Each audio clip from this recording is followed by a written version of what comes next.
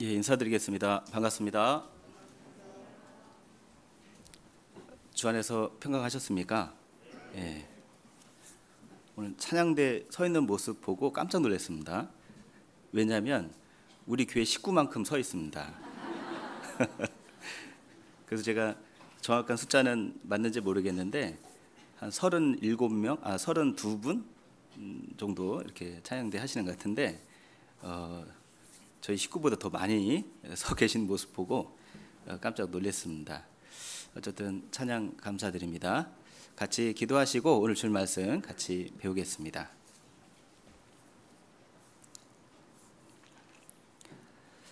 사랑과 은혜가 풍성하신 아버지 하나님 참으로 감사를 드립니다. 죄인으로 태어나 지옥의 형벌을 받아 영원한 불못에 들어가야 할 저희들을 사랑해 주시고 또 주님의 그 놀라운 보혈로 구원해 주시고 또 우리 마음 가운데 참 자유와 행복과 영원한 기쁨을 주셔서 주님의 영광을 위해서 살아갈 수 있도록 도와주시는 은혜 참으로 감사를 드립니다. 주님 나라에 서는 그날까지 주님의 은혜만을 보답하는 삶을 살아갈 수 있도록 인도하여 주시고 또 우리에게 맡겨주신 그 복음의 사명을 끝까지 최선을 다할 수 있도록 주님 능력을 베풀어 주시기를 간절히 부탁을 드립니다. 또한 주님이 살아계시고 역사하시는 몸된 교회를 또 지체로 저희에게 허락해 주시고 또 주님의 선하시고 뜻하신 일들이 우리 교회를 통해서 온전히 이루어질 수 있도록 우리 모두를 주님의 선한 도구로 사용해 주심에 참으로 감사를 드립니다. 주님이 오시는 그날까지 온천하에 다니며 만민에게 복음을 전파하고 또 주님의 몸된 교회를 든든히 세울 수 있도록 주님의 말씀과 성령의 능력으로 함께해 주시기를 또 간절히 부탁을 드립니다. 또 오늘 주일 아침 또 주님의 귀한 말씀을 배울 수 있는 귀한 시간을 허락해 주신 것 참으로 감사를 드립니다.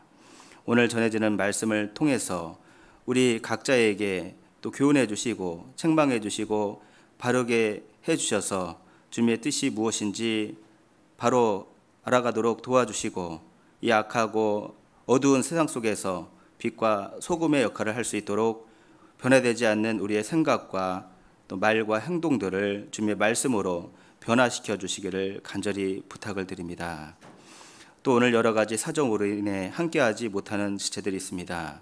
건강상 문제로 또 마음의 문제로 또 세상의 시험과 유혹을 이기지 못해 주님과 멀어져 있는 분들이 있다면 주님께서 친히 그 심령들을 붙잡아 주셔서 주님의 은혜와 또 사랑을 보답할 수 있도록 주님 교회 가운데 인도하여 주시옵소서. 또 주님 지금 이 시간 또 해에서 또 주님의 복음을 전하는 많은 교회들이 있습니다. 주님의 복음을 전하는데 어려움 없도록 역사해 주시고 함께해 주시기를 또 같은 마음으로 기도를 드립니다. 말씀이 전해지는 이 한 시간도 주 성령께만 모든 것을 부탁드리며 언제나 우리를 사랑하시는 예수님의 이름으로 감사하며 기도드렸습니다. 아멘.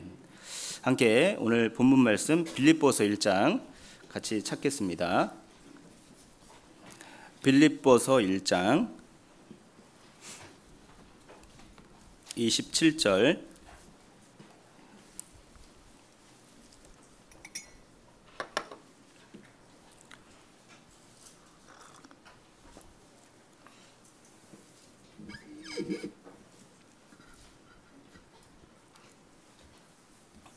빌립보서 1장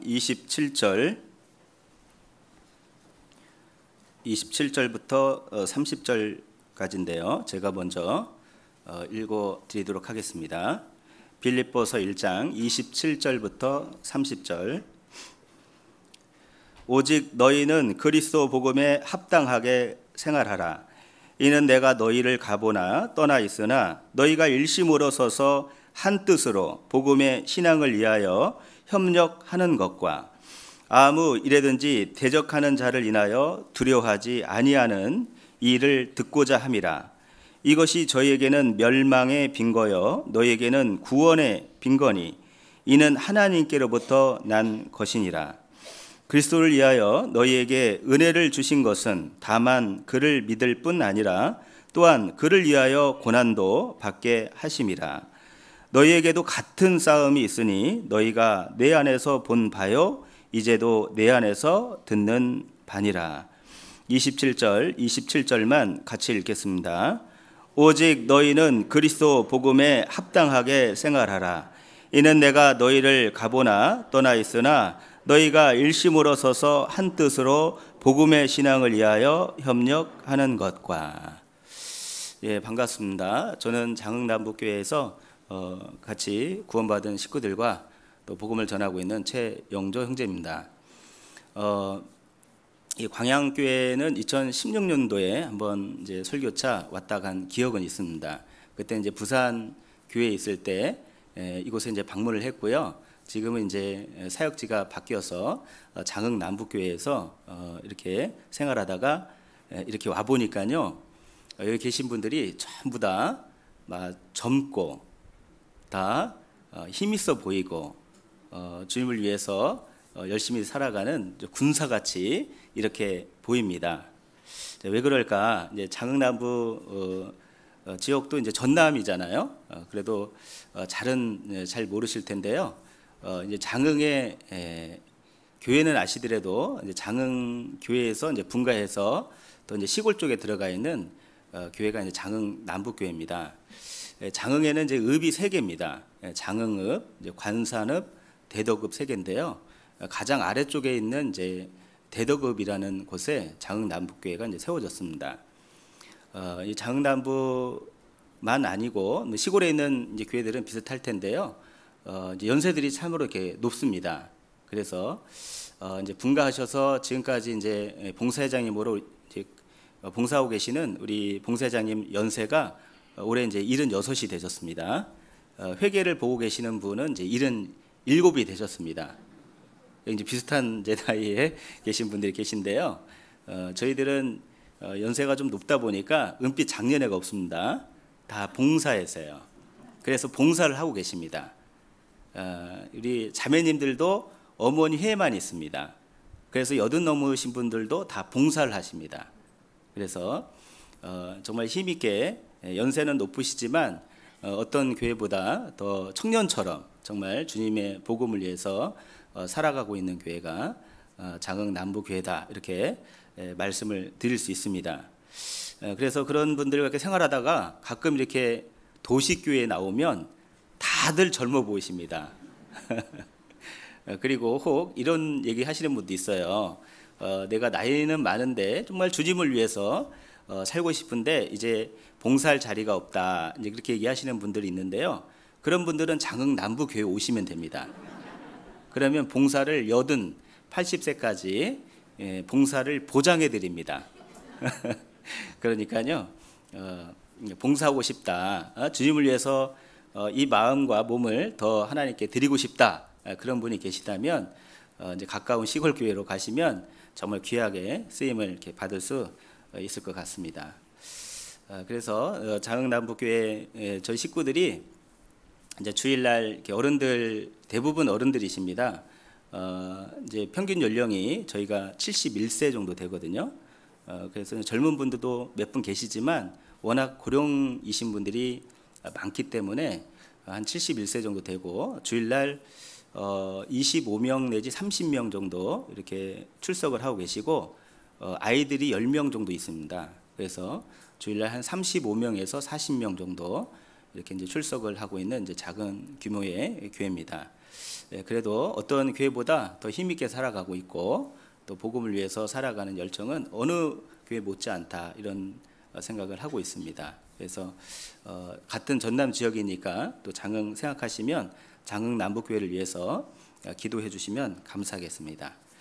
오늘 같이 생각해 보고 싶은 말씀의 본문은 27절입니다. 제가 다시 읽겠습니다. 오직 너희는 그리스도 복음에 합당하게 생활하라. 이는 내가 너희를 가보나 떠나 있으나 너희가 일심으로 서서 한 뜻으로 복음의 신앙을 위하여 협력하는 것과. 사도 바울께서 이 빌립보 성도들을 향해서 어쩌면 유언과 같은 말씀을 남긴 것이 이 빌립보 서신서인데,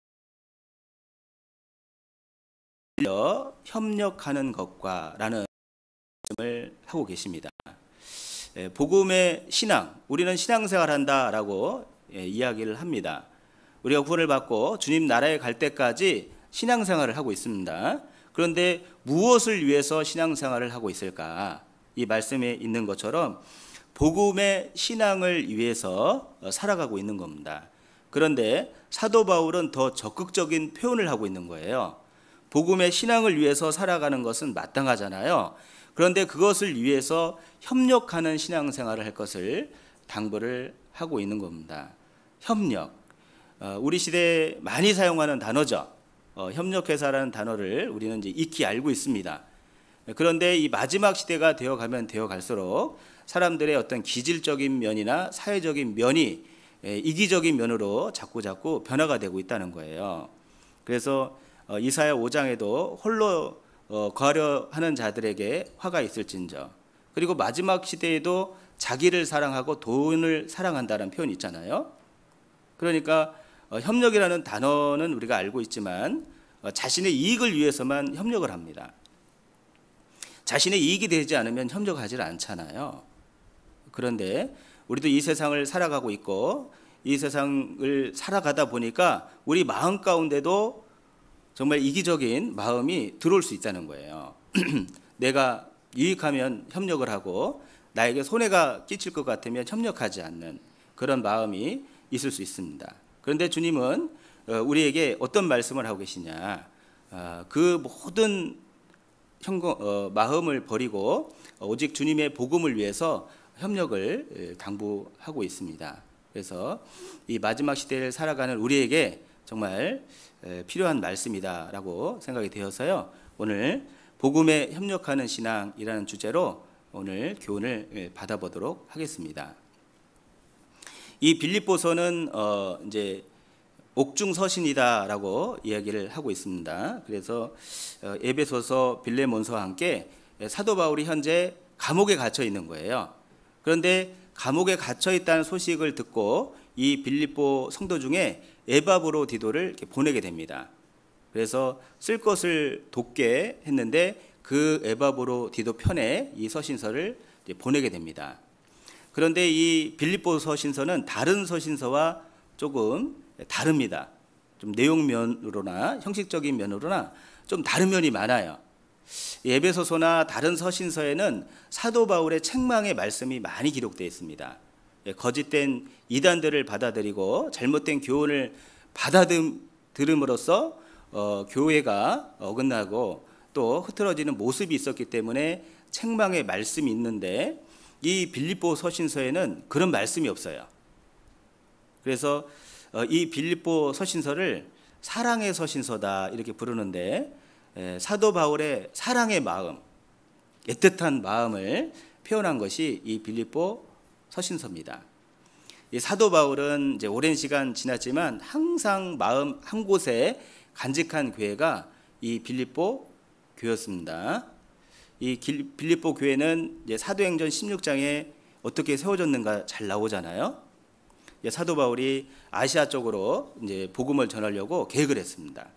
그런데 꿈에 환상 중에 마게도냐 사람이 나타나서 이리 건너와 우리를 도우라라는 환상을 보고 선교 계획을 이제 바꾸게 됩니다. 그러면서 유럽 쪽에 이 마게도냐 지역에 들어갔는데 첫 번째 들어갔던 지역이 빌립보 성이었어요. 거기에서 하나님을 경외했던 자주장사 루디아가 구원을 받고 귀신 들린 여자아이를 고쳐준 것 때문에 사도 바울이 매를 맞고 채찍에 맞으면서 감옥에 들어가게 되죠. 그런데 그 감옥에 준비된 영혼이 있었던 겁니다.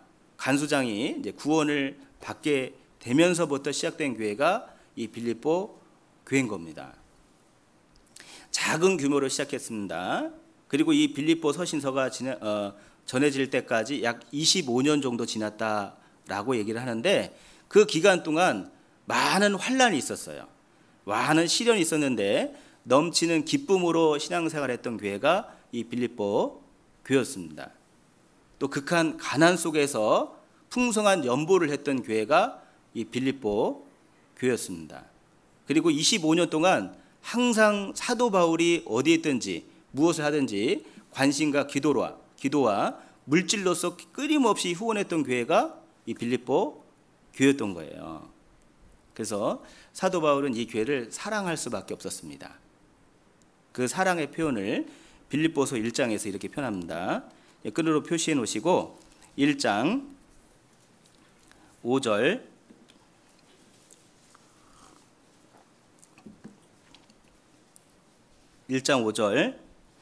첫날부터 이제까지 복음에서 너희가 교제함을 인함이라. 너희 속에 착한 일을 시작하시니가 그리스도 예수의 날까지 이루실 줄을 우리가 확신하노라. 내가 너희 무리를 위하여 이와 같이 생각하는 것이 마땅하니 이는 너희가 내 마음에 있음이며 나의 맹인과 복음을 변명함과 확정함에 너희가 다 나와 함께 은혜에 참여한 자가 됨이라. 사도 바울은 이 교회를 사랑할 수밖에 없습니다. 왜죠? 첫날부터 지금까지 약 25년이 지났는데 복음에서 교제함을 인함이라. 이 교회의 중심이 뭡니까? 복음입니다. 복음. 교제의 중심이 뭡니까? 복음인 거예요. 복음. 어떻게 하면 한 영혼을 건질 수 있을까? 어떻게 하면 한 사람을 복음을 통해서 천국에 보낼 수 있을까? 그것이 이 교회의 목표였고 목적이었다는 거예요. 성도들의 삶의 목적도 무엇이었습니까? 복음이었다는 거예요. 그래서 복음 때문에 울고, 복음 때문에 웃고, 복음 때문에 모여있고, 복음 때문에 교제를 나누는 그런 교회가 이 빌립보 교회였다는 거예요. 근데 요즘 간증을 이제 자매님들 이렇게 들어보면요, 이제 예전하고는 좀 이렇게 달라진 면이 있습니다. 복음을 위해서 열심히 살아가는데 눈물의 간증이 많이 사라졌어요.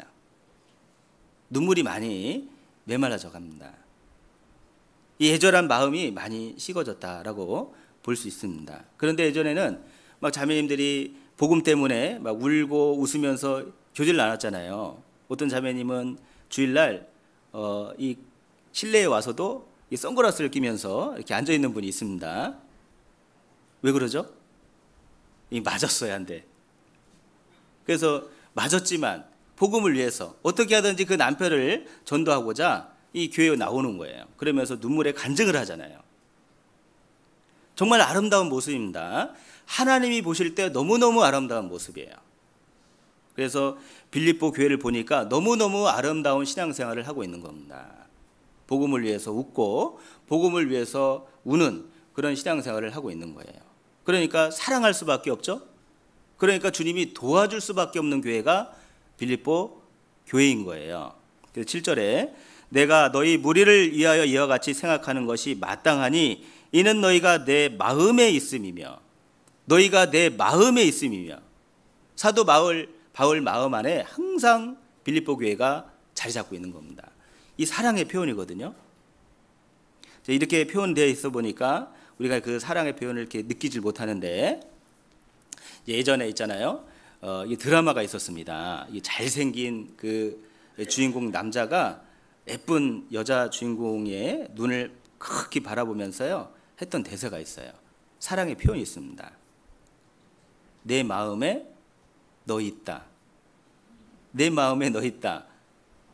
이렇게 하니까 잘 와닿지 않으시죠? 이렇게 이제 표현해 보면 좀 와닿을 수 있는데 이 김치 김밥이 이제 고개를 숙이면서 터덜터덜 이렇게 걸어가고 있습니다. 근데 길 건너 보니까 김치가 걸어가고 있는 거예요.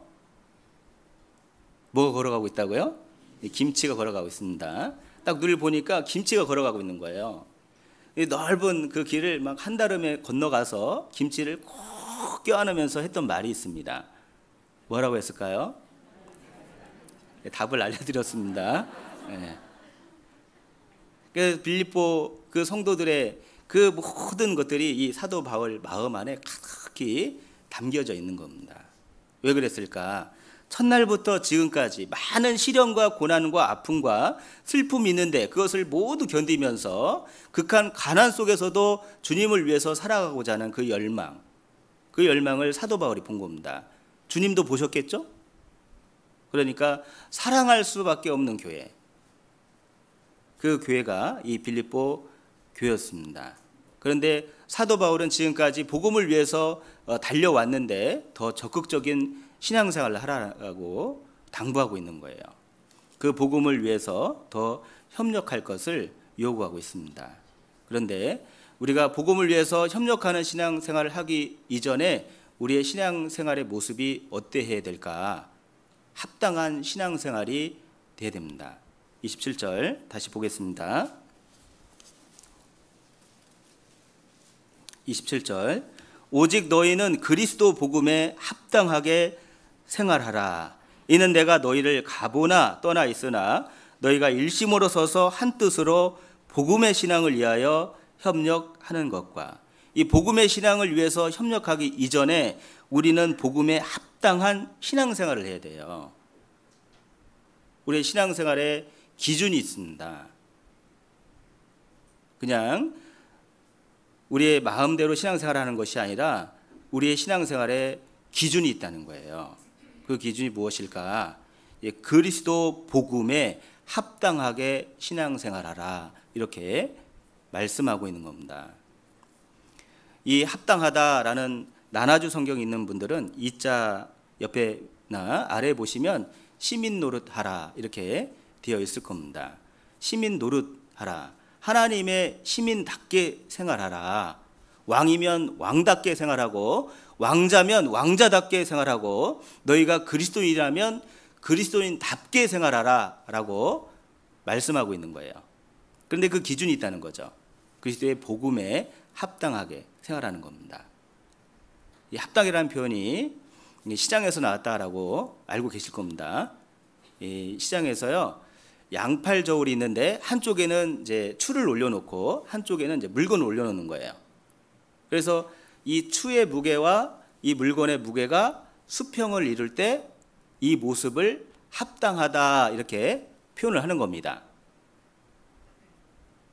즉 우리의 신앙생활이 합당하려면 한쪽에는 무엇을 올려놔야 될까? 그리스도의 복음을 올려놓는 겁니다. 복음. 그리고 한편에는요, 우리의 삶을 올려놓는 거예요. 그래서 우리의 삶의 모습, 삶의 무게가 이 복음의 무게와 수평을 이룰 때 합당한 신앙생활이 되는 겁니다. 그래서 우리의 신앙생활이 합당하려면 무엇을 많이 알아야 될까? 무엇의 무게를 알아야 될까? 복음의 무게를 알아야 됩니다. 복음의 무게. 그런데 복음의 무게를 우리가 헤아려 볼 수 있을까요? 헤아려 볼 수 없습니다. 주님의 그 사랑의 그 깊이와 넓이와 높이와 깊이를 우리가 헤아려 볼 수 없는 것처럼 하나님의 그 복음의 그 길이와 그 넓이와 높이와 깊이를 헤아려 볼 수는 없습니다.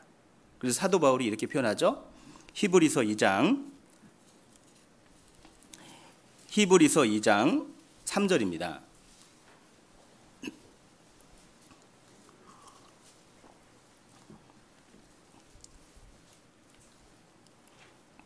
히브리서 2장 3절 같이 읽겠습니다. 우리가 이같이 큰 구원을 등한히 여기면 어찌 피하리요? 이 구원은 처음에 주로 말씀하신 바요 들은 자들이 우리에게 확증한 바니. 우리가 이같이 큰 구원을 등한히 여기면 어찌 피하리요? 이 구원은 처음에 주로 말씀하신 바요 들은 자들이 우리에게 확증한 바니. 이 히브리서의 기자는 이제 미상으로 되어 있습니다. 알지 못하지만 역사의 많은 학자들이 사도 바울이 기록했을 거다라고 이야기를 하고 있습니다. 이 히브리서를 기록할 당시에는 사도 바울이 이제 노년에 이 히브리서를 기록했다라고 얘기를 하는데, 사도 바울이 나이가 자꾸 들어가면서요, 마음 가운데 크게 여겨지는 것이 두 가지가 있었다라고 얘기를 합니다. 첫 번째는 읽으신 말씀처럼 내가 받은 이 구원이 너무너무 큰 거예요. 이같이 큰 구원을 등한히 여기면 어찌 피하리요? 사도 바울은 원래 이 복음을 전하는 사람들을 해방하고 핍박하고 포행했던 사람이었습니다. 그런데 오직 하나님의 은혜로 구원을 받았잖아요. 그런데 시간이 지나면 지날수록 너무 그 은혜가 너무너무 큰 겁니다. 자기가 받은 구원이 너무너무 큰 겁니다. 그래서 큰 구원이라고 표현했고, 또 한 가지 시간이 지나면서 마음 깊이 깨달은 것은 디모데전서에 있는 것처럼 내가 죄인 중에 괴순이라. 죄인인 거예요, 죄인. 그래서 항상 그 죄에 대한 그 무거운 마음이 항상 자리 잡고 있었습니다. 그래서 시간이 지나면 지날수록 이렇게 큰 죄인, 지금도 하나님 앞에 죄를 짓고 있는 나를 하나님께서 구원해 주시고 사랑해 주시고 은혜를 베풀어 주시는 그 큰 은혜를 너무너무 크게 여긴 거예요. 그런데 등한히 여기고 피해가는 사람이 있다는 거죠. 구원을 받은 사람이 있었습니다. 유대인 가운데 구원을 받은 사람이 있는 거예요. 그런데 시간이 지나면 지날수록 신앙생활이 시들시들해져 가는 겁니다. 그리고 다시 유대교로 가는 거예요. 유대교. 어찌 믿음으로만 구원을 받고 천국에 갈 수 있냐. 하나님께 열심히 있어야지. 자신의 노력이 있어야지. 어떻게 복음을 통해서만 구원을 받고 천국에 갈 수 있느냐라고 생각하는 사람이 있어서 점점점 한 명, 두 명 자꾸 그 복음에서 떠나는 사람이 있는 거예요. 자꾸 신앙생활을 약하게 하고 시들시들 하면서요, 세상으로 떠나가는 사람이 있습니다. 왜 그럴까? 이 말씀처럼 이같이 큰 구원, 그 구원의 무게를 등한히 하찮게 가볍게 여기니까 교회를 떠나고 복음을 떠나고 교제를 떠나는 겁니다. 우리 신앙생활이 정말 합당하게 하나님 보시기에 합당한 신앙생활을 하려고 한다면 복음의 무게를 알아야 돼요.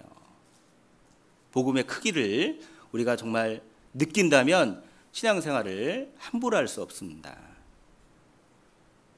복음의 무게가 있잖아요. 복음의 무게. 그 복음의 무게가 뭘까? 먼저는 주님의 피의 무게입니다. 주님의 피의 무게예요. 사도행전 20장을 보겠습니다.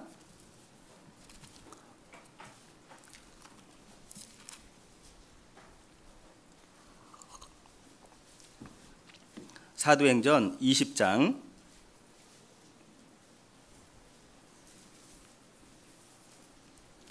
28절입니다. 사도행전 20장 28절입니다. 같이 읽겠습니다. 너희는 자기를 위하여 또는 온 양떼를 위하여 삼가라. 성령이 저들 가운데 너희로 감독자를 삼고 하나님이 자기 피로 사신 교회를 치게 하셨느니라. 하나님이 자기 피로 사신 교회를 치게 하셨느니라. 치게가 이게 때린다는 얘기 아니지 않습니까? 다스리고 섬기는 겁니다. 그런데 하나님이 교회를 어떻게 세우셨느냐? 자기 피로 사신 교회를 치게 하셨느니라. 우리가 어떻게 구원을 받았습니까? 피 흘림이 없은즉 사함이 없느니라. 피가 흘려진 거예요. 피. 누구의 피입니까?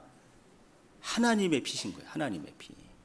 그 하나님의 피를 등한히 여기면 어찌 피하리요. 그래서 등한히 여기는 사람은 하나님의 피를 밟는 죄라고 표현되어 있는 겁니다. 그 심판이 얼마나 무서울지를 생각해 봐라 라고 얘기하고 계신 거예요. 그래서 하나님의 피의 무게는 얼마나 무거운 걸까 상상할 수 없죠.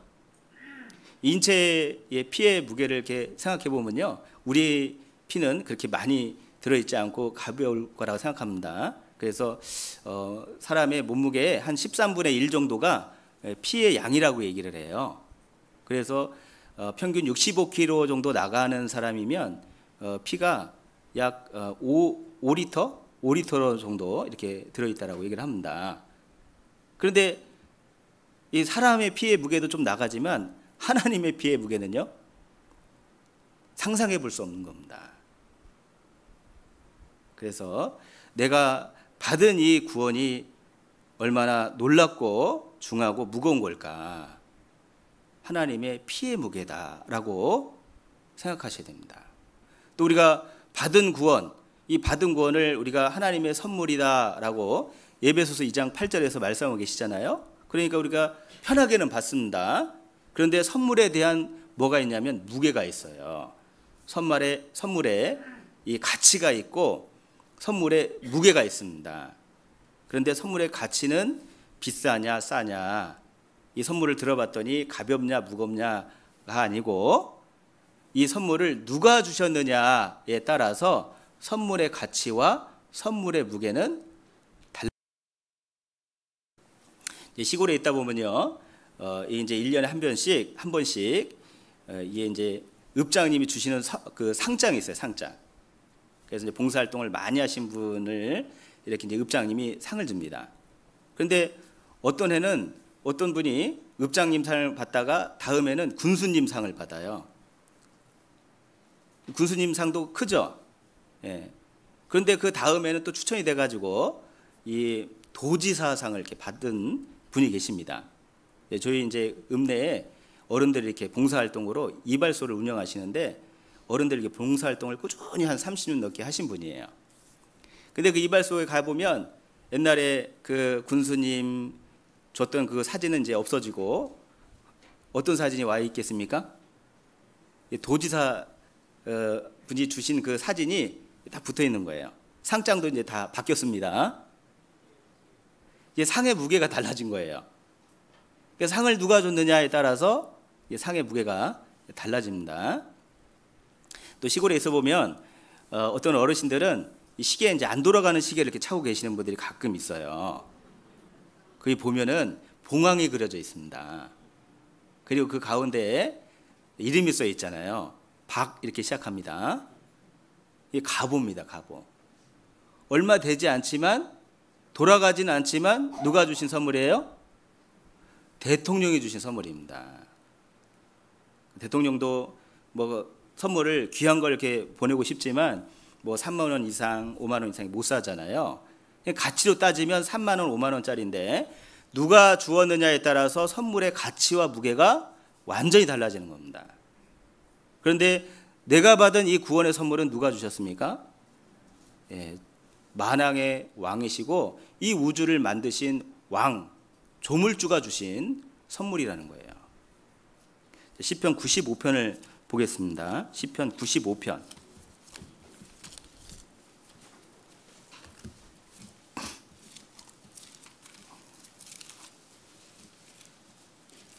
3절.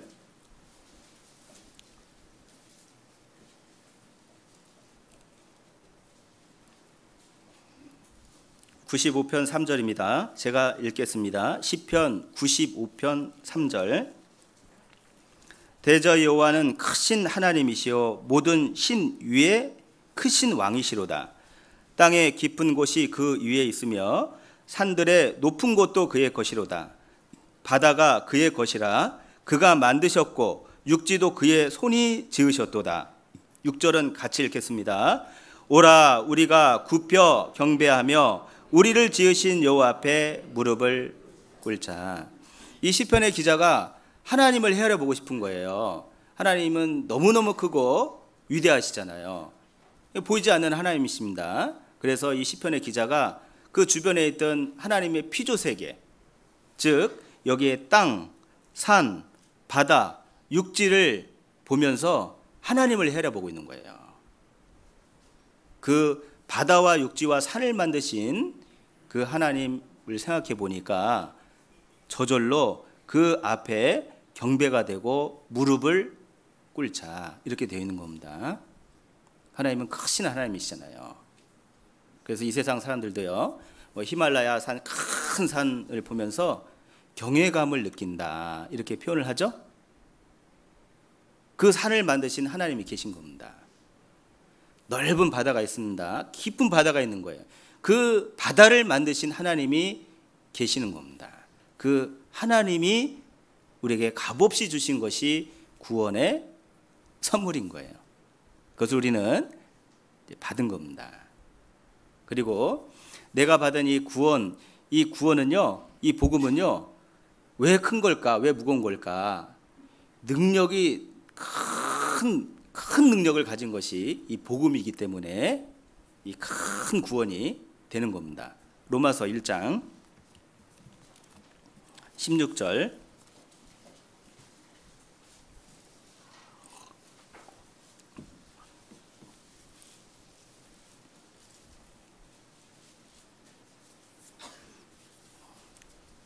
로마서 1장 16절 17절. 로마서 1장 16절 17절입니다. 또 같이 읽겠습니다.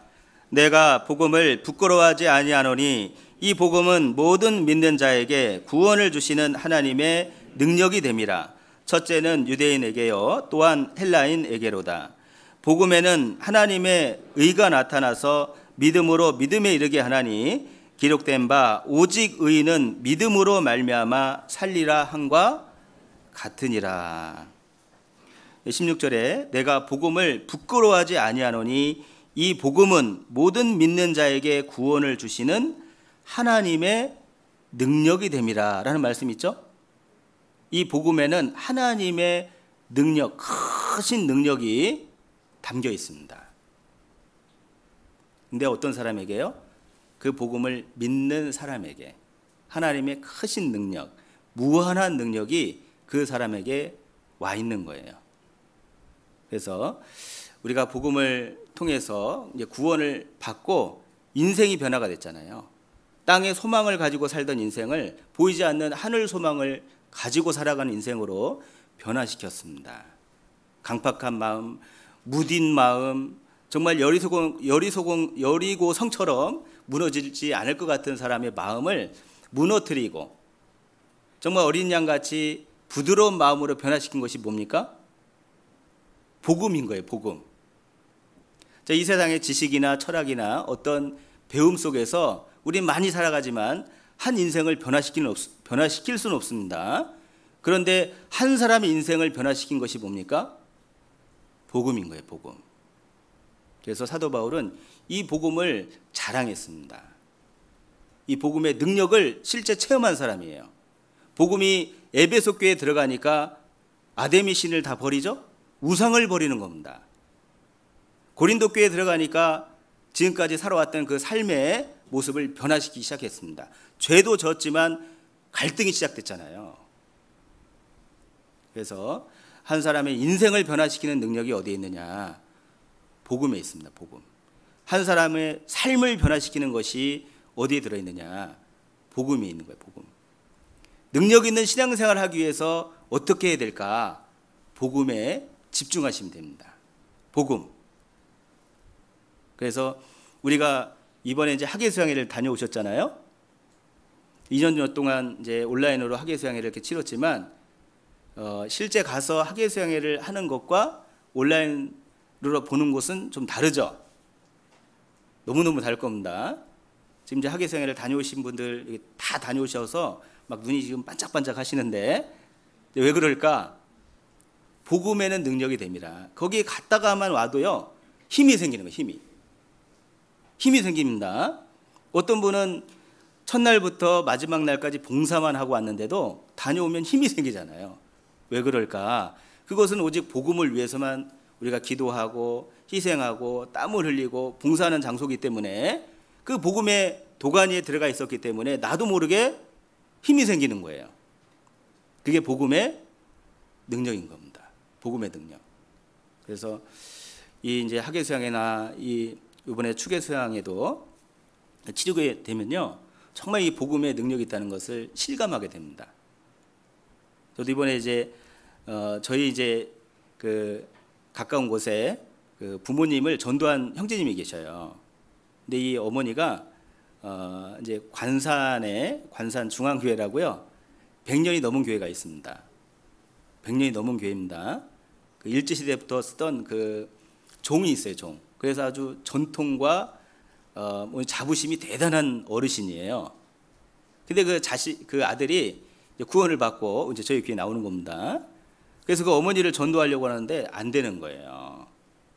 나를 전도하려면 그 자식 그 인연을 끊자고 호적에서 또 파가라 그럴 정도로 나한테 얘기하지 말라고 하실 정도인데요. 이번에 어떻게 이제 모시고 왔어요, 어머니를. 50년 넘게 그 권사님이신데 오셔가지고 쭉 말씀을 듣고 이제 상담을 한번 이렇게 쭉 이제 상담을 이렇게 해봤는데요. 상담을 하는 그 과정 중에 그 어르신이 내가 50년 이렇게 신앙생활한 것이 헛것한 거예요? 이렇게 물어보시더라고요. 잘 들으신 거죠. 구원을 받으셨거든요. 야, 이게 복음의 능력이구나. 복음의 능력. 어찌하든지 한 사람이 복음 안에 들어가면 50년이 됐든 100년이 됐든 그 고집스러운 그 마음을 변화시키잖아요. 깨뜨려 부시는 것이 뭡니까? 복음의 능력인 겁니다. 그래서 우리가 정말 힘있게 신앙생활을 하고 정말 주님을 위해서 더 힘있게 살아가고자 한다면 복음의 말씀에 집중하셔야 됩니다. 그런데 우리 교회는 능력 있는 신앙생활을 할 수 있는 바탕이 너무 잘 돼 있죠?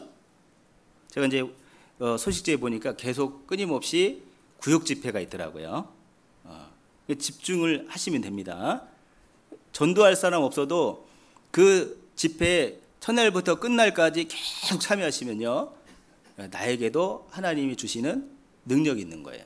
그 능력을 받아서 또 전도하시면 됩니다. 그 능력을 가지고 하나님을 위해서 또 헌신하면 됩니다.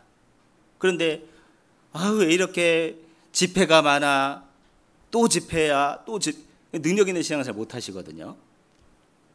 그래서 우리에게는 너무 능력 있는 신앙생활을 할 수 있는 좋은 배경이 있고 바탕이 주어진 교회다.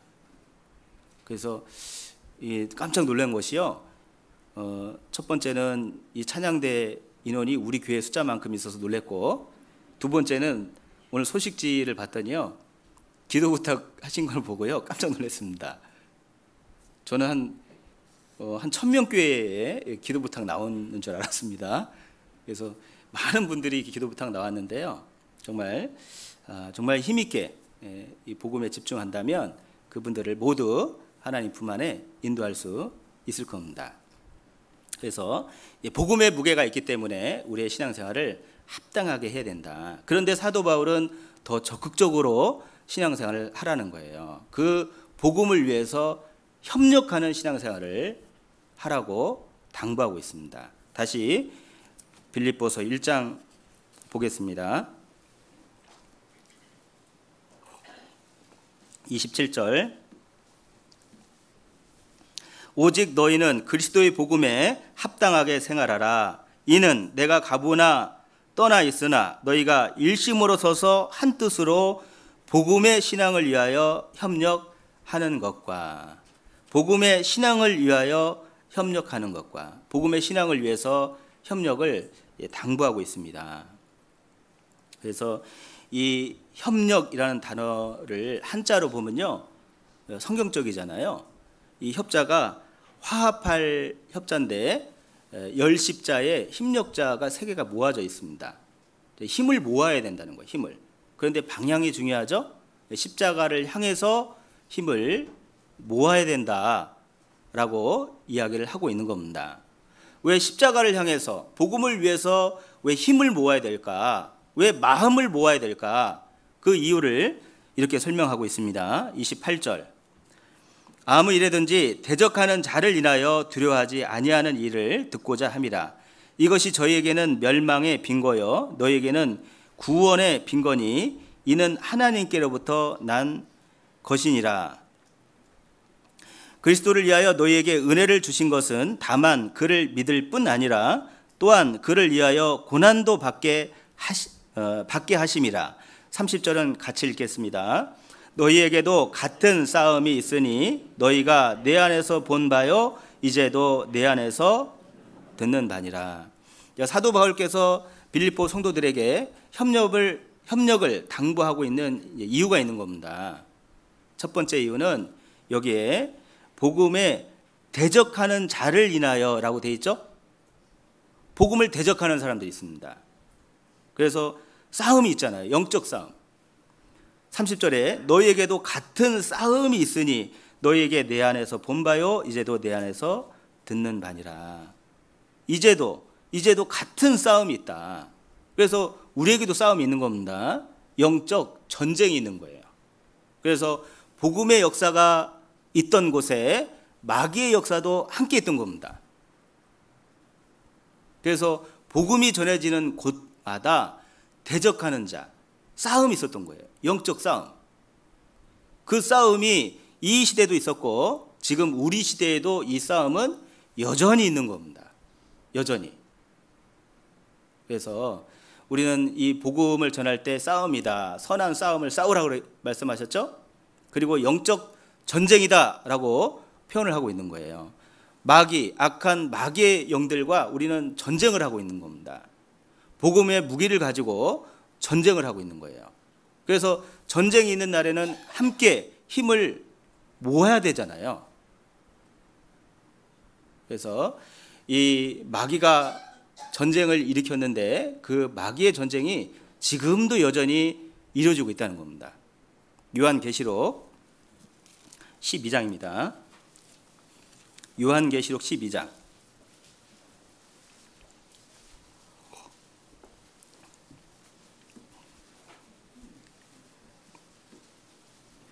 7절, 요한계시록 12장 7절입니다. 요한계시록 12장 7절, 하늘에 전쟁이 있으니, 하늘에 전쟁이 있으니, 이게 하나님의 감동으로 되어 있잖아요. 성경은 전쟁이 있으니 미가엘과 그의 사자들이 용으로 더불어 싸울세. 용과 그의 사자들도 싸우나 이기지 못하여 다시 하늘에서 저희의 있을 곳을 얻지 못한지라.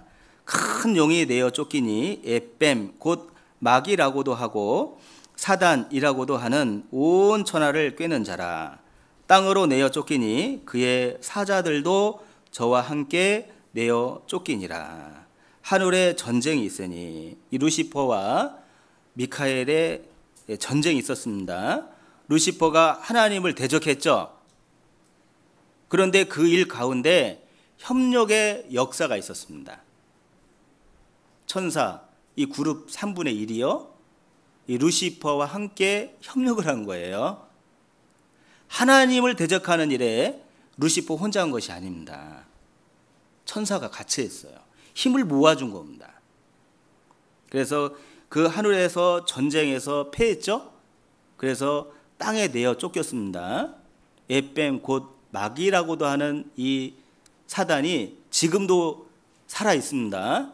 그래서 이 아담을 꾀고 미혹했던 그 마귀와 그 사단이 지금도 하나님을 대적하는 일에 열심을 하고 있는 거예요. 그래서 복음이 전해지는 곳곳마다 마귀가 함께 하고 이 전쟁이 끊임없이 있는 겁니다. 빼앗기지 않으려고. 그래서 이 영적 전쟁, 눈에 보이지 않는 전쟁이 눈으로 보이게끔 해주신 것이 뭐냐면 이스라엘이잖아요. 이스라엘. 하나님의 선민 이스라엘. 그래서 이스라엘은 많은 전쟁을 치렀습니다. 전쟁이 있을 때마다 그 많은 지파들, 12지파들이 함께 힘을 모아서 협력을 해서 전쟁을 승리할 때도 있었지만 협력하지 않음으로 패할 때도 있었죠. 그래서 이 사사기 5장에 보면요, 이 하늘에 있는 전쟁이 이 땅으로 내려와서 지금도 전쟁이 이루어지고 있다, 이런 표현을 쓰고 있습니다. 그런데 그 사사기 5장은 승리의 노래예요. 전쟁을 승리했는데 안타깝게도 협력하지 않은 사람들의 이유와 명단이 나옵니다. 지파가. 한번 보겠습니다. 사사기 5장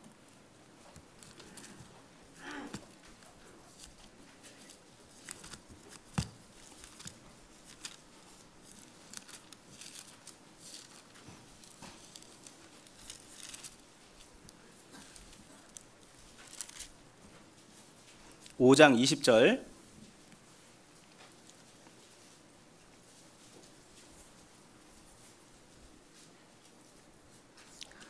(5장 20절입니다) 제가 읽겠습니다. 별들이 하늘에서부터 싸우되, 별들이 하늘에서부터 싸우되. 요한계시록 12장 읽은 말씀입니다. 싸우되 그 다니는 길에서 시스라와 싸웠도다. 이제 가나안과의 전쟁인 거예요. 그 가나안과의 전쟁이 지금 무엇 같으냐면 하늘에 있던 그 별들의 전쟁이 이 땅에 내려와서 하나님을 대적하는 가나안과 전쟁과 같다, 이런 표현을 쓴 겁니다. 그래서 그 전쟁이 지금도 계속 끊임없이 이루어지고 있는 거예요. 그런데 전쟁이 있는 날에 함께 해야 할 이 이스라엘 백성들이 함께 하지 않은 사람이 있다는 거예요. 협력을 해야 되는데 협력하지 않은 사람들이 있습니다. 그런데 전쟁은 하나님께 있잖아요. 승리를 했는데 안타깝게도 그 안에 협력하지 않은 사람의 이름이 있다는 거예요. 우리에게 교훈이 되죠. 15절 이사갈의 방백들이 드보라와 함께하니 이사갈의 심사를 바락도 가졌도다. 그 발을 쫓아 골짜기로 달려 내려가니 르우벤 시내가에 큰 결심이 있었도다. 자, 르우벤 지파가 있습니다. 전쟁이 있으니까 모든 사람이 함께 전쟁에 참여하고자 큰 결심을 했어요. 그런데 참여는 하지 않았습니다. 16절 내가 양의 우리 가운데서 앉아서 목자의 저 부는 소리를 들으면 어찌 미뇨. 르우벤 시내가에서 마음에 크게 살핌이 있도다. 결심을 했는데 참여하지 않았습니다. 왜 그랬을까? 마음에 크게 살핌이 있도다. 무엇을 살폈을까? 무엇을? 마음속에서. 이 르우벤 지파를 보니까요, 뭐가 많아요? 양, 우리 가운데 많은 짐승이 있는 겁니다. 이게 뭡니까? 재산입니다. 재산. 물질이에요. 제가 장흥에 있다 보니까요, 이 짐승이 큰 재산이구나라는 것을 실감합니다. 장흥은 이제 소가 유명하잖아요. 그래서 뭐 100두, 뭐 200두, 300두는요, 그냥 많이 키우고요. 많은 사람들이 뭐 500두 키우는 분도 있습니다. 중소기업을 운영하시는 분들이더라고요. 그런데 지금 소 한 마리가 대략 한 1,000만 원 갑니다. 그러니까 100두 갖고 있으면 어마어마한 부자죠. 500두 갖고 있으면요, 엄청난 부자입니다. 그래서 저는 시골에 가면 이 어르신들이랑 이 농사 짓는 분들이 마음이 좀 가난할 줄 알았더니요, 안 그렇습니다. 부자예요, 부자. 이거 잘 안 들어갑니다, 복음이. 그런데 르우벤 지파가 왜 전쟁에 참여하지 않았을까 했더니 너무 물질이 많은 거예요. 재산이 많은 겁니다. 그래서 자기 자신이 전쟁에 참여해서 죽으면 이 많은 짐승들을 어찌할꼬 걱정이 되는 거예요. 전쟁이 있는데 물질의 마음이 딱 잡혀 있는 겁니다. 그러니까 전쟁에 참여하지 않는 겁니다. 18절, 17절 길리앗은 요단 저편에 거하거늘 요단 동편에 거했던 지파가 있잖아요. 가나안 땅을 정복하기 전에 땅을 허락받은 지파가 있습니다. 간지파, 므낫세 반지파, 길리앗 지파인 거예요. 그래서 땅을 얻기 위해서 모세에게 말씀을 드리고 하나님께 말씀을 드리고 가나안 땅 정복을 할 때는 가장 선두에 섰던 지파가 이 세 지파거든요. 그런데 이제 전쟁이 끝났잖아요. 다 얻었습니다. 얻어놓고 이제 풍요롭게 생활을 하는 거예요. 그런데 강 건너에 뭐가 있어요 지금? 전쟁이 났어요. 전쟁. 요단강 저편에 전쟁이 있는 겁니다. 이 지파는 전쟁이 있으면 얼른 가서 참여해야 되는데 이제 어때요? 마음이 이제 얻어놨잖아요. 그러니까 마음이 먼 겁니다. 이미 떠났어요. 이제 얻어놨으니까 풍요롭고 안정된 삶을 사니까 이제 마음이 붕 뜬 겁니다. 그래서 이제 가려니까 멀게 느껴집니다. 안 가는 거예요. 그리고 단 지파가 나오죠. 단은 배에 머무름은 어찌미뇨. 이 단 지파는 지중해 연안에 이렇게 살았다고 얘기를 합니다. 그래서 무역업을 주로 했는데 너무너무 바쁜 거예요. 상업차로 바쁜 지파가 단 지파입니다. 아셀은, 그리고 아셀 지파가 나오죠. 아셀은 해변에 앉고 자기 시내가에 거하도다. 이 아셀은 이제 작은 이제 지파인데 해변에 앉았어요. 바닷가 주변에 이렇게 사는데 이제 물고기를 주로 이제 잡아서 살았다라고 얘기를 합니다. 그러니까 전쟁은 있는데 물고기를 이렇게 잡아 사니까 물고기를 매일 잡는 것이 아니잖아요. 좋은 날씨에만 가서 잡다 보니까 이제 하루 잡아서 하루 살아가는 거예요. 전쟁은 있는데 먹고 사는 것이 바쁜 겁니다. 우리는 하루 벌어서 하루 먹고 사는데 먹고 살 것도 없는데 전쟁이 있는데 전쟁보다 더 귀한 게 뭐예요? 먹고 사는 문제예요. 그러니까 먹고 사는 문제가 너무 크니까 전쟁은 있지만 목구멍이 포도청이라고 우선 내 목구멍을 우선 채워야겠다, 이런 마음을 가지는 것 같습니다. 전쟁에 참여하지 않았어요. 그리고 여기 보면 하나님께 이제 저주를 받은 지파가 나오는데 23절입니다. 23절 같이 읽겠습니다. 여호와의 사자의 말씀에 메로스를 저주하라. 너희가 거듭거듭 그 거민을 저주할 것은 그들이 와서 여호와를 돕지 아니하며 여호와를 도와 용사를 치지 아니함이라 하시도다. 이 하나님께서 거듭거듭 저주할 것은 하나님의 저주받은 지파가 나와요. 하나님께 저주를 받는다라는 건 무서운 이야기잖아요. 그런데 하나님께서 거듭거듭 저주할 것은, 그러니까 하나님께 큰 심판을 받은 지파가 나온다는 겁니다. 왜 하나님께서 거듭거듭 저주하라고 말씀을 하셨을까? 이 말씀 속에서 본다면 먼저는 그들이 와서 여호와를 돕지 아니하며 라고 되어 있거든요. 여호와를 돕지 아니하며. 이 메로스 지파가요, 이 전쟁을 그냥 사람의 전쟁이다라고 본 것 같아요. 이 전쟁이 하나님의 전쟁. 과거에는 신들의 전쟁이잖아요. 이방 나라도 신을 앞세워서 전쟁을 하고 이스라엘도 하나님을 앞세워서 전쟁을 하잖아요. 신의 전쟁이라고 얘기를 합니다. 그런데 이 메로스 지파는 신의 전쟁, 하나님의 전쟁이라고 생각지 않고 사람의 전쟁이다 이렇게 본 거예요. 사람의 전쟁. 그리고 그 두 번째 이유가 나오는데, 여호와를 돕지 아니하며 여호와를 도와 용사를 치지 아니함이라 하시도다. 여호와를 돕고 용사를 도와야 되는데 돕지 않았다는 겁니다. 오직 이 메로스 지파는요, 이 전쟁을 사람의 전쟁, 육신의 전쟁으로 생각한 지파예요. 왜냐하면 이 지금 가나안 전쟁에 대장이 누구냐면, 명령자가 누구냐면 여선지자 드보라입니다. 여선지자 드보라. 여자예요, 여자. 그리고 옆에 이제 바락이 있는데요. 그 결정을 좀 잘 못하는 결정 장애를 가진 남자가 옆에 서 있는 거예요. 여자가 명령을 하니까 이 메로스 지파는 싫은 겁니다. 싫은 거예요. 이 이스라엘 백성, 이스라엘 사람들은 과거에 그런 이제 기도를 했답니다. 하나님, 아침에 일어나면서요, 하나님 저를 여자로 아니고 남자로 태어나게 해주신 것을 너무너무 감사합니다. 이렇게 기도를 했대요. 왜냐하면 여자는 이스라엘 계수하지 않잖아요. 그죠? 계수하지 않습니다. 성인만, 남자만 계수하지 여자는 계수하지 않아요. 그러니까 이렇게 좀 빠져 있습니다. 이제 그런 어떤 사상을 갖고 있기 때문에 이 메로스 지파가 여자, 드보라가 명령을 하니까 어찌 우리가 여자의 명령을 따라서 움직이리요? 아니, 여자가 명령을 하잖아요, 여자가. 기분이 나쁜 겁니다. 그 옆에 남자가 하나 서 있는데 결정을 못 해요. 그러니까 싫은 겁니다. 오직 육신의 눈으로 이제 바라본 거예요. 이 전쟁이 하나님의 전쟁, 하나님이 세운 용사의 전쟁으로 바라본 것이 아니라 오직 육신의 전쟁, 사람의 전쟁, 여자의 전쟁으로 바라본 지파가 이 메로스 지파인 겁니다. 그래서 하나님 그 마음을 아셨죠? 그 마음을 보신 겁니다. 그래서 이 메로스를 저주하라. 거듭거듭 저주할 것은.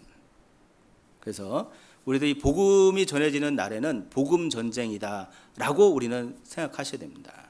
어떤 일이 있어도 우리가 복음을 위해서 협력해야 됩니다. 전쟁이잖아요, 전쟁. 그리고 왜 우리가 복음을 위해서 협력을 해야 되는 걸까? 우리는 죽은 영혼을 살리는 일을 하는 사람들이잖아요. 허물과 죽은 영혼을 하나님께서 살리셨도다. 에베소서 2장 5절 1절과 5절 말씀처럼 우리는 원래 죽어 있었습니다. 그런데 많은 사람의 협력에 의해서 우리가 살아난 거예요. 지금도 한 사람의 생명을 살리기 위해서 의사들, 119 대원들, 많은 사람들의 협력을 통해서 한 사람의 생명을 건지는 겁니다. 그와 같이 우리도 한 죽어있는 생명을 살리는 일을 하는 사람들이기 때문에 우리는 반드시 협력을 해야 됩니다. 교훈이 되는 것이 누가복음 2장이잖아요. 그 중풍병자를 든 사람을 4명이 메고 왔잖아요. 그 한 영혼을 살리기 위해서 몇 명이 들고 왔습니까? 네 명이 들고 왔어요. 네 명이. 네 명이. 좀 힘은 들겠지만 몇 명의 협력이 필요할까? 네 명이 안 된다면 몇 명은 있어야 됩니까? 두 명은 있어야 됩니다. 두 명. 두 명. 그래서 한 영혼을 우리가 건진다면 네 명이 함께하면 너무 좋습니다. 함께한다면 좀 힘이 좀 덜 들겠죠. 네 명이 안 된다면 두 명은 덜 해야 됩니다. 두 명. 그래서 한 영혼을 살리는 일이고 한 영혼을 예수님 발 아래 복음 아래 우리가 옮기는 일을 하는 사람들이기 때문에 반드시 협력해야 됩니다. 한 사람이 들 수가 없어요. 한 사람이 할 수가 없는 겁니다. 그래서 반드시 두 사람 이상의 협력을 하나님께서 요구를 하시는 겁니다.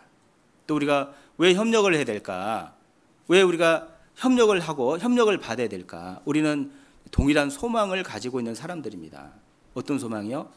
우리의 부모님들, 아직 구원받지 못한 자식들, 사랑하는 우리 친척들, 주변의 사람들, 그 사람들을 건지는 일을 하기 위해서 혼자의 힘으로 되질 않잖아요. 반드시 협력의 요청이 필요합니다. 누가복음 16장에 보면 이 부자와 나사로가 나오죠. 이 부자는 지옥이 없는 것처럼 일생을 살았습니다. 그런데 죽음을 건너가니까 지옥이 있다는 것을 체험했잖아요. 실감했습니다. 그때 이 부자는 요청을 합니다. 협력을 요청하죠. 누구에게요? 나사로에게. 그래도 우리 집에서 떨어진 음식을 먹고 걔가 그 헌대를 했던 그 사람이었지만 내가 알던 사람이잖아요. 그죠? 내가 계속 봐왔던 사람입니다. 그 사람에게 협력을 요청하고 있잖아요. 그래서 우리도 기도 부탁을 합니다. 근데 누구한테 할까요? 익히 알았던 사람, 내 주변에 있던 사람들에게 협력을 요청을 하는 겁니다. 그래서 기도 부탁하는 분들도요, 정말 간절한 마음을 가지고 기도 부탁하셔야 됩니다. 어떤 마음을 가져야 될까? 그 부자의 마음을 가지셔야 돼요. 우리 집에 형제 5이 있으니 나사로를 보내어 이곳에 오지 않게 하소서. 이 그 간절한 마음을 가지고 기도 부탁을 하셔야 됩니다. 그래서 우리가 왜 협력을 해야 될까? 정말 지옥이 있잖아요. 지옥. 오늘도 지옥으로 끌려가는 사람들이 있습니다. 사막으로 끌려가는 사람들이 있잖아요. 그 사람들을 건져내기 위해서 나 혼자, 내 혼자의 힘으로 되지 않기 때문에 우린 기도 부탁을 하고 또 형제 자매의 협력을 요청하는 겁니다. 그래서 우리는 한 영혼을 건지는 일을 하고 있기 때문에 반드시 협력을 해야 됩니다. 그런데 이제 어떻게 우리가 협력을 해야 될까? 정말 우리가 어떻게 협력을 하면 더 많은 영혼을 이제 건질 수가 있을까? 빌립보서 1장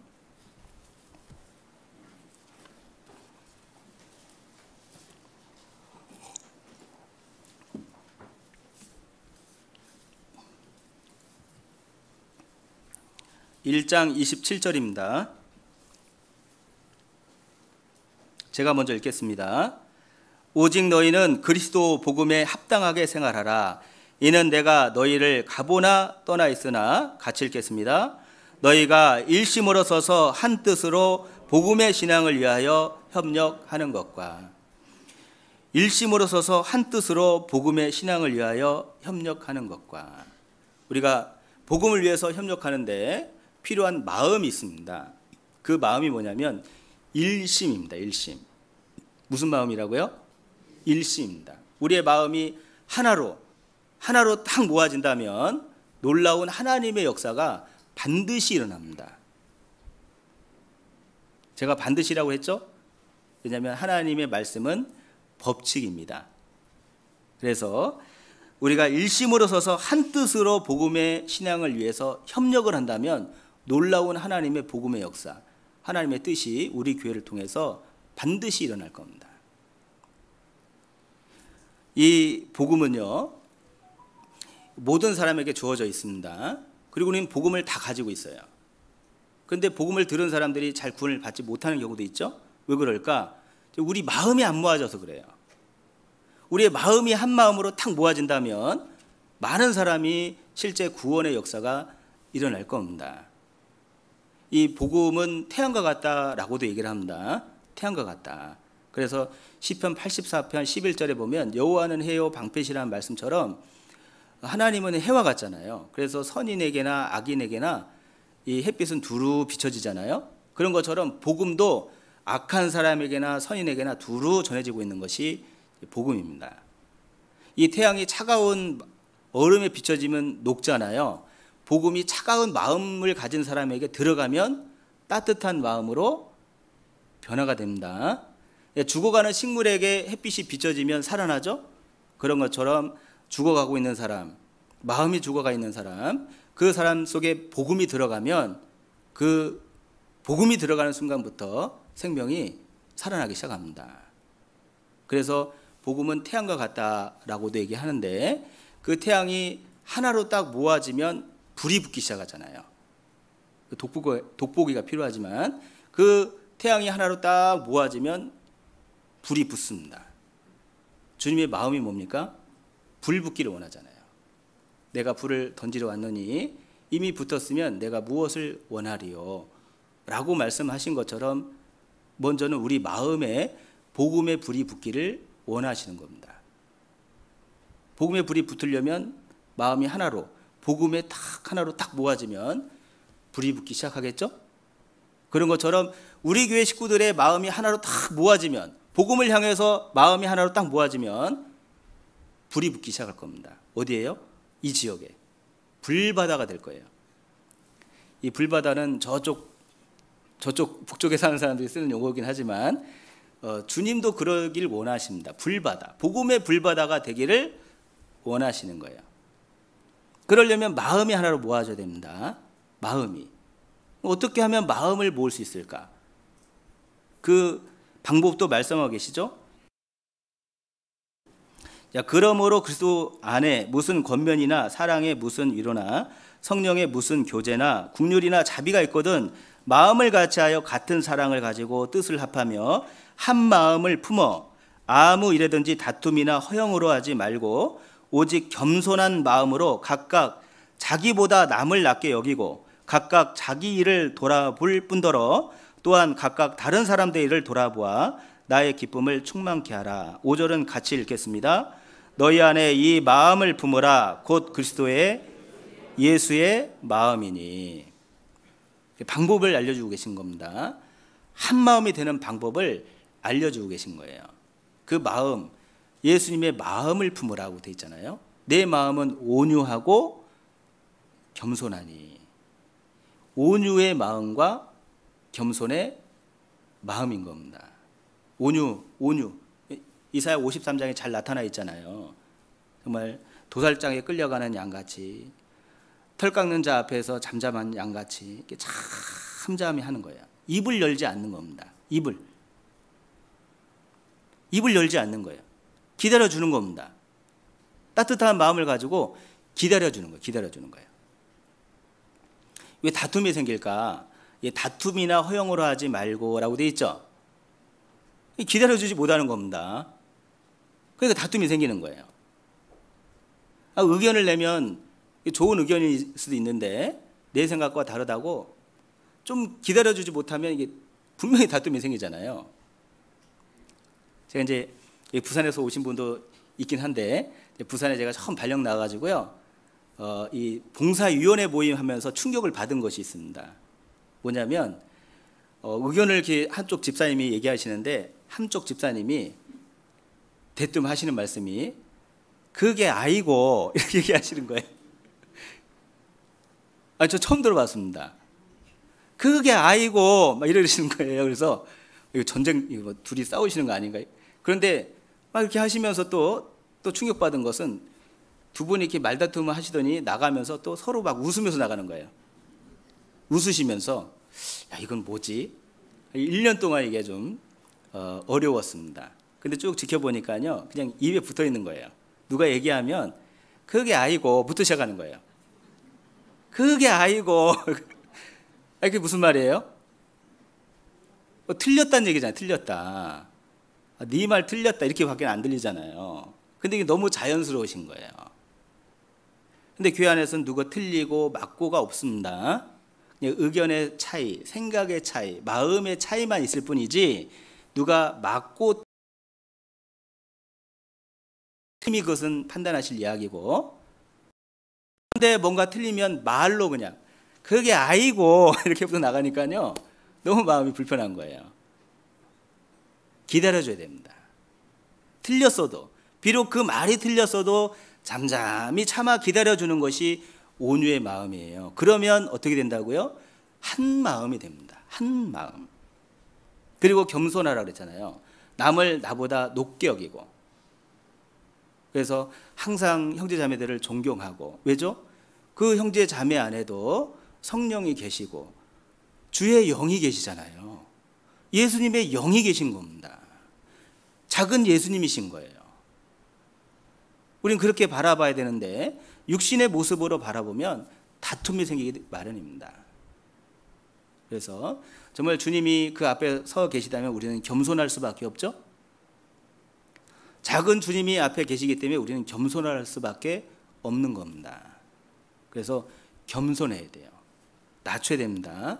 마음을 계속 낮추면 바다가 하나가 이루어지는 것처럼 우리의 모든 마음들이 하나가 되는 거예요.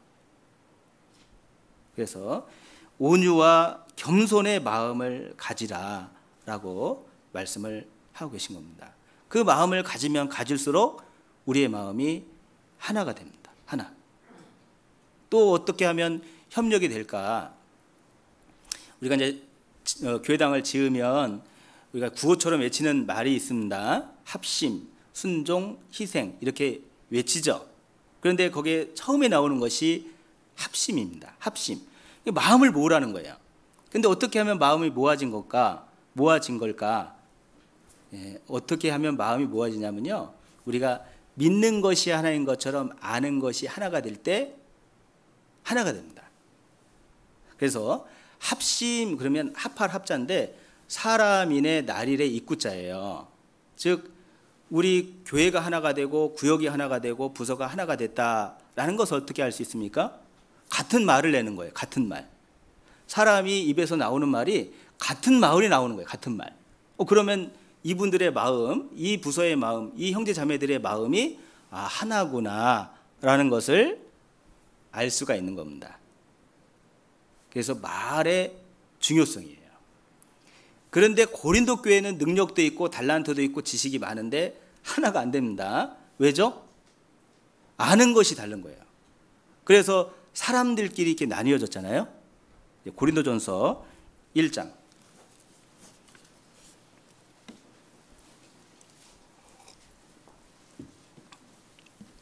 고린도전서 1장입니다. 1장 10절 같이 읽겠습니다. 형제들아 내가 우리 주 예수 그리스도의 이름으로 너희를 권하노니 다 같은 말을 하고 너희 가운데 분쟁이 없이 같은 마음과 같은 뜻으로 온전히 합하라. 같은 뜻이 안 되고 같은 마음이 안 되는 이유가 뭐냐면 첫 번째 나오죠. 다 같은 말을 안 하는 거예요. 어떤 세례의 문제 때문에 말이 달라지기 시작하니까요. 사람들이 점점점 나뉘어지기 시작한 겁니다. 나는 바울에게, 나는 아볼레에게, 나는 그리스도에게 이게 사람들끼리 쭉 나뉘어지는 거예요. 말의 위험성입니다. 말 한마디가 교회를 나누게 된 거예요. 같은 말을 내면은 하나가 되고 하나님의 놀라운 역사가 벌어질 건데 고린도 교회는 말부터 이게 달라지기 시작한 겁니다. 그래서 우리가 말을 내는 거 있잖아요. 이거 조심해야 됩니다.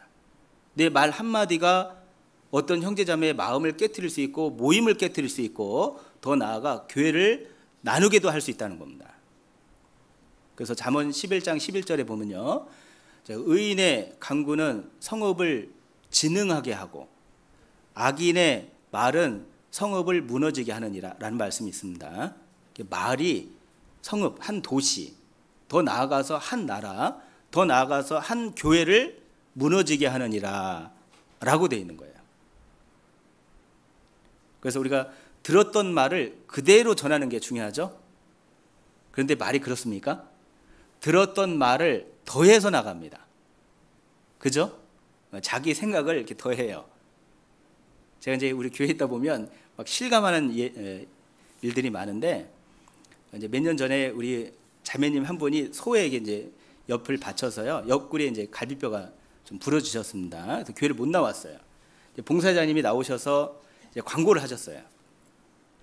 이만저만해서 자매님이 소에 부딪혀서 갈비뼈가 이렇게 이제 부러졌다고, 빨리 회복될 수 있도록 기도해달라고 이렇게 이제 광고를 했습니다. 근데 중간에 80 넘으신 할머니 두 분이 꼭 앉아 계시거든요. 짝꿍처럼. 왜냐하면 한 분은 잘 못 들으세요. 한 분은 한쪽만 잘 들으세요. 그러니까 한쪽만 잘 들으시는 귀를 들은 분에게 궁금하니까 물어보게 되잖아요. 그러니까 짝꿍처럼 앉아 있는데, 그날도 나가면서 물어봤습니다. 그 이제 잘 안 들리는 어르신이 반만 들리는 어르신에게 물어봤어요. 뭐 누구 자매님이 안 나왔다면서. 그러니까 절반만 들리는 그 어르신이, 아니 그 집 앞에 자동차가 휙 지나가면서 땅 받쳐가지고 저만치 밭에 가서 넘어져가지고 많이 다쳤대. 이제 그렇게 얘기를 하면서 나가는 겁니다. 지금 들은 지 지금 몇 분 됐어요? 1분도 안 됐습니다. 1분도. 그러니까 안 들리니까 궁금하니까 물어봤는데, 절반만 들은 그 할머니도 모르면 모른다고 얘기하면 되는데, 어떻게 해요? 이제 자기 생각을 더하는 거죠.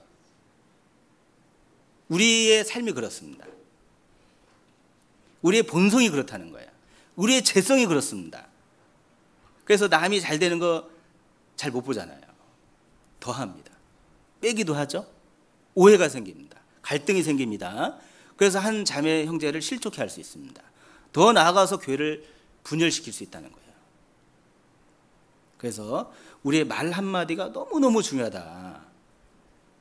그래서 말을 할 때는 더 신중하게, 더 조심스럽게, 그리고 내가 아는 것만 말하면 되는 겁니다. 말하지 말라고 하는 것이 아닙니다. 아는 만큼, 들은 만큼, 그만큼만 얘기를 하는 겁니다.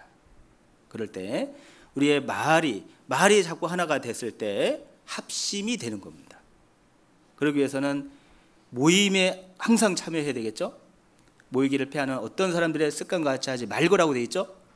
그래서 주님이 오시는 그날 가까울 때 더욱 모이기를 힘쓰라 라고 얘기를 하셨습니다. 그래서 자꾸 모이고 듣고 하나님 뜻을 알고 교회의 뜻을 알아야 우리가 한 목소리를 내고 하나같이 주님의 일을 할 수 있는 겁니다.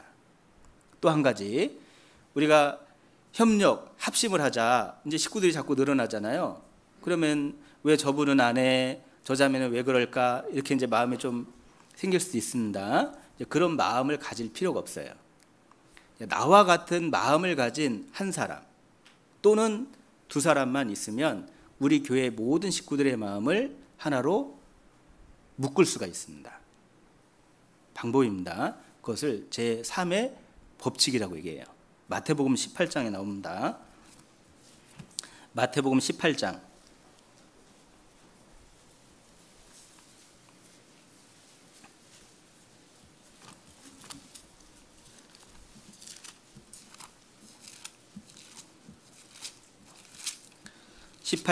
18절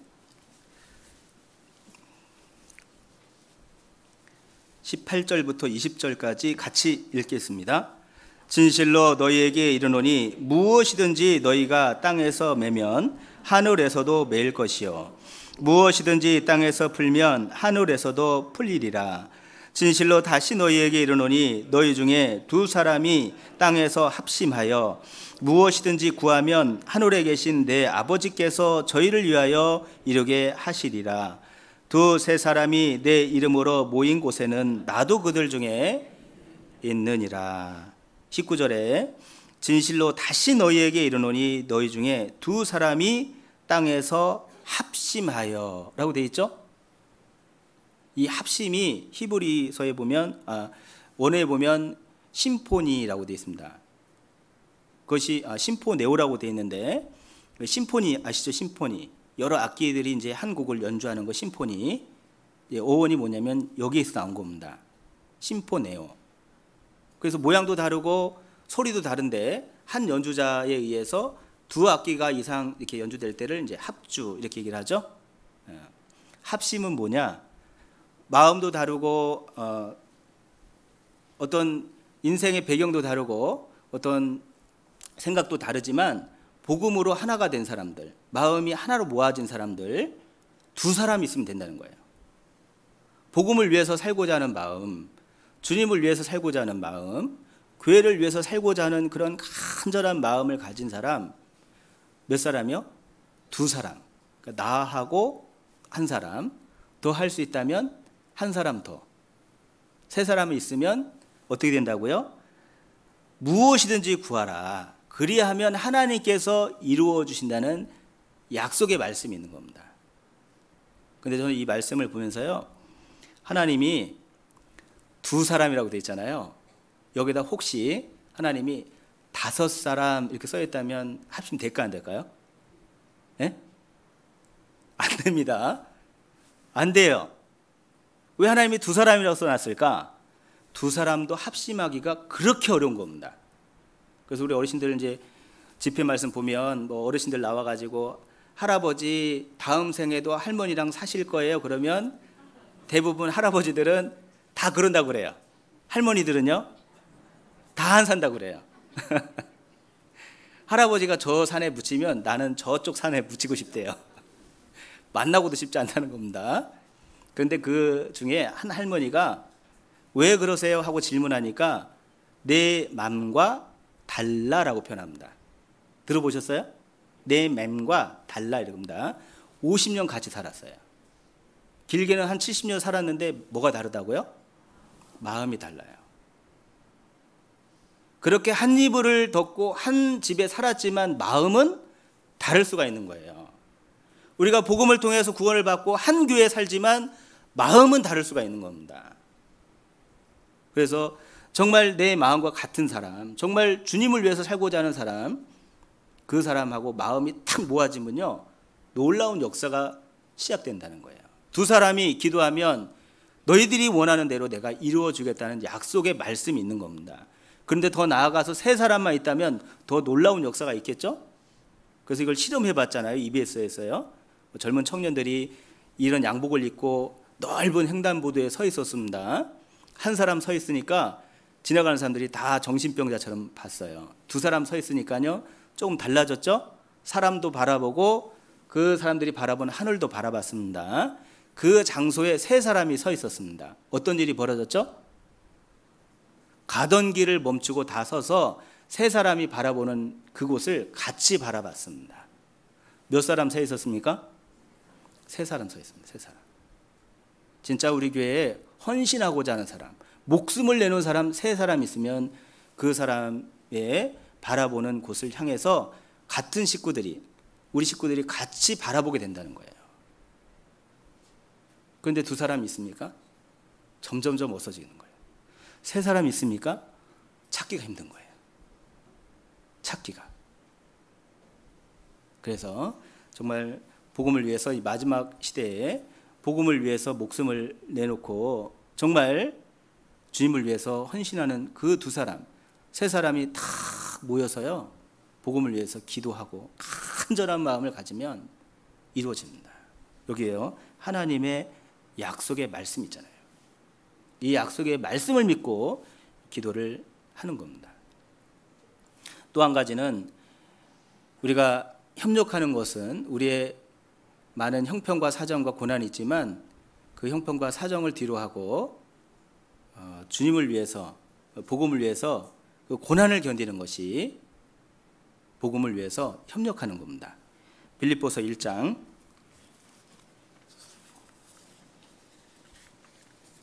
12절,